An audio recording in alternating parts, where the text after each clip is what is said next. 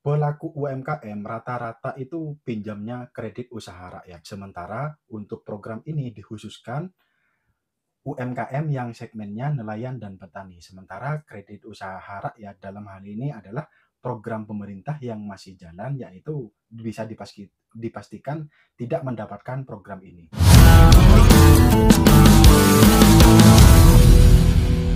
Selamat datang kembali di channel ini. Mudah-mudahan kalian yang saat ini sedang terlilit hutang dimudahkan kerjaannya agar mampu melunasi hutangnya. Tentang peraturan pemerintah nomor 47 penghapusan kredit macet bagi para pelaku UMKM untuk masyarakat ataupun perbankan ini masih pro kontra. Artinya yang paling mendasar itu rasa-rasanya tidak ada keadilan. Dalam hal ini masyarakat pelaku UMKM rata-rata itu pinjamnya kredit usaha rakyat. Sementara untuk program ini dikhususkan UMKM yang segmennya nelayan dan petani. Sementara kredit usaha rakyat dalam hal ini adalah program pemerintah yang masih jalan, yaitu bisa dipastikan tidak mendapatkan program ini. Kemudian di sisi lain, tentang program penghapusan ini, selain nelayan dan petani, yaitu juga masih ada syarat lagi, yaitu usia macet itu sudah hampir ataupun sudah lebih di atas 10 tahun. Kemudian setelah masuk 10 tahun macet, kemudian datanya teman-teman itu sudah masuk di pembukuan, dihapus buku, kemudian data yang sudah masuk di hapus buku ini yang dihapus tagih oleh presiden dalam hal ini dalam kebijakannya. Yang tak kalah penting teman-teman yang mungkin pelaku UMKM yang pinjamannya itu kredit usaha rakyat adalah jangan kemudian terlalu memikirkan tentang program ini ya. Memang dalam situasi kredit macet ataupun dalam situasi ditagih perbankan, kolektor perbankan, itu memang pusing teman-teman. Dan kemudian rasa-rasanya ada informasi ataupun ada kebijakan ini sepertinya kan seluruh para pelaku UMKM itu dapat. Nah, ternyata tidak seperti itu. Maka yang paling bisa dilakukan ataupun yang teman-teman ataupun para pelaku UMKM yang sedang macet, ya anggap saja kebijakan ini itu eh, jangan kemudian diprioritaskan untuk menyelesaikan masalahnya teman-teman. Sebab kenapa? Ini hanya nasabah tertentu saja yang kemudian mendapatkan program ini. Artinya tidak semua nasabah pelaku UMKM yang macet kemudian mendapatkan ini. Maka penting untuk tidak terlalu memikirkan fasilitas ini.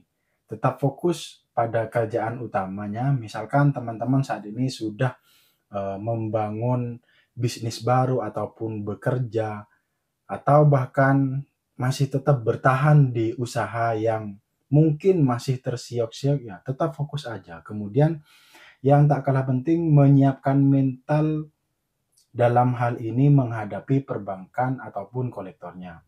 Yang namanya pinjam ke bank itu kan rata-rata ada jaminan teman-teman, meskipun pinjaman kur. Sebenarnya untuk pinjaman kur sendiri dari pemerintah itu di bawahnya 100 juta itu harusnya tanpa anggunan karena itu masuk unsecured gitu. Artinya program tanpa jaminan. Di atasnya 100 kemudian baru ada jaminan. Nah, yang sudah terlanjur ataupun yang saat ini sedang mengalami kredit macet pinjaman kur, yang bisa dilakukan adalah teman-teman dasarnya hutang itu ya tetap harus dibayar teman-teman. Semua orang ataupun ini sebenarnya meskipun bukan saya yang mengatakan, ya memang hutang itu harus dibayar. Cuma yang tak kalah penting biar gak cuma ngomong aja, menjalani usaha itu tidak gampang. Menghadapi bank itu tidak mudah teman-teman, apalagi pada saat macet. Kadang kalanya kita malu sama petugasnya ataupun dalam tekanan di situasi macet dan pekerjaan belum lancar pada saat ditagih sama perbankan, kadang kita merasa hina ataupun terdiskriminasi atau bahkan takut seperti itu, maka yang tak kalah penting mentalnya teman-teman itu disiapkan teman-teman. Artinya teman-teman sudah kadung memulai ataupun sudah berani memulai meminjam, artinya sudah siap dengan segala resikonya termasuk kredit macet ini. Namun menurut saya, kredit macet ini kan bukan satu-satunya masalah dalam kehidupan. Maka jangan kemudian kredit macet ini dianggap masalah yang paling besar dalam hidup teman-teman. Artinya kehidupan ini masih banyak tanggung jawab lain. Meskipun kita ya tetap harus fokus untuk bagaimana kemudian menyelesaikan masalah ini. Yang mau saya sharingkan eh, tentang penguatan mental aja, cara menghadapi ataupun cara menerima tekanan dari perbankan. Karena apa? Saya pernah di perbankan, artinya ya saya tahu tentang apa bagaimana kemudian pihak marketing ataupun kolektor itu menagih kemudian mempressure nasabah. Juga saya sekarang sudah berhenti dan saya juga pelaku UMKM dan saya mengalami usahanya saya itu tidak baik-baik saja, mengalami bangkrut, kemudian di mana saya harus berjuang sekarang untuk menutup hutang itu. Saya sampai sekarang masih cari solusi. Artinya apa yang bisa saya lakukan adalah mengebut eh, pendapatan-pendapatan lain. Saya fokus di itu saja. Yang namanya punya hutang ya tetap harus dibayar, teman-teman. Artinya pada saat ditagih ya udah disampaikan. Sekarang saya masih misalkan ditagih ataupun di SP seperti itu. Disampaikan aja, Pak, sekarang saya masih berjuang di usaha yang baru ataupun di kerjaan yang baru. Intinya saya punya itikat baik, saya tetap mau melunasi hutang itu, tapi sekarang hanya cukup buat makan saja. Disampaikan aja seperti itu. Apapun kondisinya teman-teman, jangan lari pada marketing perbankan, jangan lari pada kolektor. Disampaikan aja. Dia juga manusia kok. Paling mentok-mentok ancamannya itu mau lelang jaminan seperti itu. Nah, dalam posisi terjepit kemudian sudah ditagih sama pihak kolektor perbankan, bahkan di SP1, SP2, SP3, kemudian ada turunannya mungkin menyegel rumah teman-teman.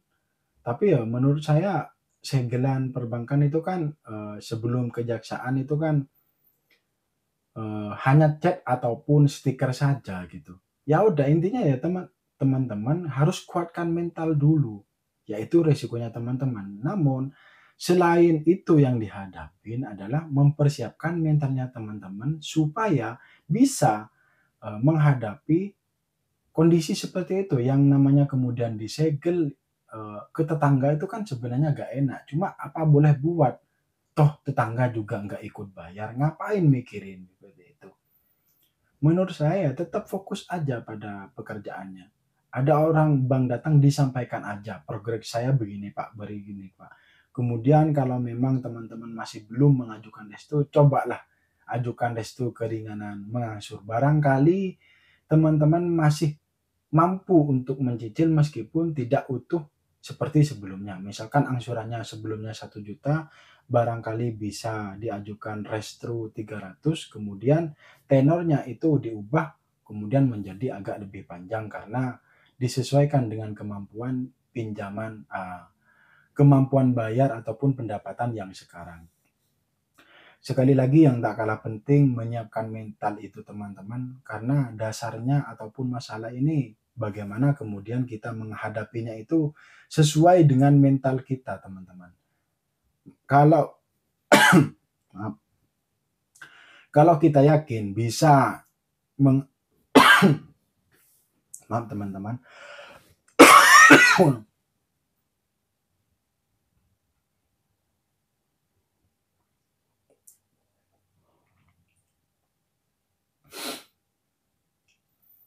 Kalau kita yakin bisa menghadapi situasi ini, masalah ini dalam hal ini hanya perbankan, itu insya Allah ada jalan teman-teman. Meskipun ya memang cuma ngomong aja ya tidak mudah melakukan. Ya sama teman-teman, saya juga ditagih sama perbankan sampai saat ini. Artinya saya masih ada tunggakan separuh dari limit utama. Saya masih berjuang untuk bagaimana kemudian pendapatan yang sekarang itu bisa lebih maksimal, kemudian bisa bangkit lagi, yang pada akhirnya nanti ya misalkan saya sudah mempunyai uang nanti akan saya lunasin. Saya tidak ada niatan untuk kabur seperti itu teman-teman. Intinya itikad baik itu dulu. Nah, kemudian kalau teman-teman sudah tumbuh rasa itikat baik, insya Allah yang baik-baik nantinya yang lain juga ikut mengalir. Sekali lagi saya ingatkan, mungkin ini sharing, ini juga mengingatkan saya pribadi seperti itu.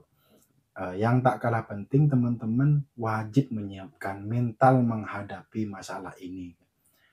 Kehidupan ini tetap berjalan meskipun Anda tidak mempunyai hutang, ya tetap ada masalah yang lain seperti itu. Maka menurut saya pinjaman di perbankan itu bukan satu-satunya masalah yang harus dihadapin seperti itu. Toh juga ada jaminannya. Yang memang yang terakhir cara kemudian simpelnya untuk selesai dari masalah perbankan ya memang harus menjual asetnya itu teman-teman ya. Memang ini adalah keputusan terakhir. Kenapa? Ini harus dipertimbangkan ataupun harus dikonsultasikan dengan keluarga besar tentang kalau jaminannya itu BPKB ataupun sertifikat itu dikonsultasikan aja. Nah, menurut saya yang tak kalah penting ya kita mati-matian untuk menjaga bagaimana kemudian aset ini supaya tidak dilelang. Sementara kondisinya memang masih belum membaik. Menurut saya dibicarakan ya gimana enaknya ya kalau memang harus melepaskan jaminan itu apa boleh buat kemudian kita bangkit lagi dengan rasa tidak ditekan sama perbankan. Nah, bagi yang tetap mempertahankan jaminannya agar tidak dilelang, ya sementara pendapatannya masih belum mengangkat seperti itu, ya tidak ada cara lain untuk kemudian melunasinya ya dengan cara mungkin meminjam ataupun saudara seperti itu atau meminjam pinjaman lain. Namun ini tidak sangat saya sarankan, cuma ini solusi dan tidak sangat saya sarankan. Kenapa? Karena ini sistemnya gali lubang tutup lubang. Artinya ini bukan menyelesaikan masalah, hanya memindahkan masalah yang sebelumnya mungkin pinjam ke BRI, kemudian ayo kita pindah ke perbankan yang lain. Siapa tahu kita bisa bangkit. Ada beberapa nasabah saya itu yang survive ataupun bangkit di posisi-posisi take over seperti ini. Mungkin di take over ke bank lain ataupun ke BPR, di mana yang perlu teman-teman hadapin itu tentang take over ataupun dipindah pinjaman itu bunganya pasti lebih tinggi teman-teman. Artinya teman-teman bakalan menghadapi masalah yang baru nantinya. Jangan kemudian ini dianggap masalah selesai. Ini sebenarnya memindahkan masalah. Artinya pada saat teman-teman juga tetap belum mampu membayar setelah dipindahkan perbankan ataupun ke BPR. Kalau saya begitu dulu. Kemudian tidak bisa mampu membayar ya sama aja. Ini dipindahkan masalahnya. Yang tak kalah penting lagi selalu saya ingatkan bagaimana kemudian teman-teman menyiapkan mental untuk menghadapi perbankan, menghadapi marketing, menghadapi kolektor perbankan. Ya udah disampaikan aja. Intinya jangan kabur, jangan lari. Kalau teman-teman susah dihubungi apalagi kabur, menghilang seperti itu, perbankan itu kan juga jengkel seperti itu. Kan juga manusia atau punya target di perbankan, di perusahaan, ya mau nggak mau harus dijalankan. Kalau teman-teman sudah tidak punya itikat baik, maka kemudian perbankan juga bakalan melakukan SOP sesuai dengan SP1, kemudian melelang jaminan tersebut. Yang tak kalah penting pada saat dilelang ya perbankan tidak mungkin melelang itu seharga harga pasaran. Gimana caranya aset ataupun jaminan tersebut supaya cepat laku kemudian jadi uang untuk bisa melunasi hutangnya teman-teman, seperti itu. Maka kalau memang tujuannya adalah jual aset, saran saya adalah jual sendiri menurut saya. Jaminan tersebut jual sendiri kemudian supaya supaya mendapatkan, pendapatan ataupun harga itu sesuai pasaran seperti itu. Kalau di lelang bank itu tidak mungkin harganya sesuai pasaran, pasti di bawah pasaran. Kenapa? Karena bank itu menjual jaminannya itu, eee, cepet-cepetan seperti itu. Yang penting nantinya angsuran teman-teman ataupun tunggakan teman-teman, kredit macetnya teman-teman itu selesai bisa dilunasi, seperti itu. Nah, mudah-mudahan diskusi kali ini memberikan masukan-masukan ataupun sharing. Kalau ada yang salah ataupun ada masukan silahkan tulis di kolom komentar dan sampai jumpa di video berikutnya. Semoga sehat selalu.